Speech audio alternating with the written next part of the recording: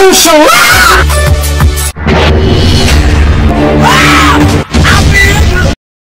Okay, magandang araw po. Ito yung ating tinapang manok ni Master Biknok. Yan po ha. O, sa paggawa ng tinapang manok, napakasimple lang po. Yan o. Ha? Yan. Yan ang ating tinapang manok. Kakalagay lang po natin. So ngayon kung magtatanong kayo kung ano yung sangkap, yan. Sa ilalim po nito, huwag dyan sa ilalagay nyo. Huwag nyo ilalagay dyan sa may manok talaga. Kumbaga nasa ilalim dapat ng kanyang yan po sa lagayan na yan. Nasa ilalim po dapat yung kanyang mga rekado. Tulad ng asin, ano pa, bigas. Isang dakot lang na bigas sa isang manok. O kalahating dakot. Saka pwede rin kayo maglagay ng pamintang durog. O kaya laurel.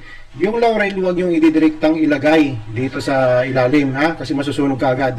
So ilalagay nyo lang dito. O dito sa, yan. Okay? Ha? Yan. Mamaya, nako, magkukulor, tinapa na po yan. Ha? Yan ang ating tinapang manok ni Master Biknok. Yung apoy naman ay kailangan palalay lang. Ganyan lang po. Ha? Para kung yung pagkakaluto niya ay talagang lutong-luto. Okay, hindi pilit. Tinapang manok ni Master Biknok. Yan, nako, malapit na. Oh. Kita nyo? Okay, mga 10 oras pa nito, luto na. Tingnan natin kung luto na ang ating tinapang manok ni Master Biknok. Nako, yan.